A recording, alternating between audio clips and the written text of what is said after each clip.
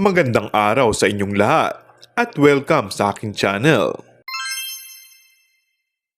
Inaabangan ng maraming tagahanga ni Paolo Abilino at Kim Chiu ang magaganap na birthday celebration ng aktres ngayong buwan. Naniniwala ang ilang mga fans ng Kim Pao na talagang paghahandaan umano ni Paolo Abilino ang paparating na birthday ng aktres. Ngayong buwan ay si Kim naman ang magdiriwang ng kanyang kaarawan. She'll turn 34 this April 19 at inaasahan ng magkakaroon din siya ng bonggang celebration. Sa kanyang latest Instagram post, ay nagparamdam na nga si Kim tungkol sa kanyang nalalapit na kaarawan. "Hello birth month, please be kind to me," say ng aktres.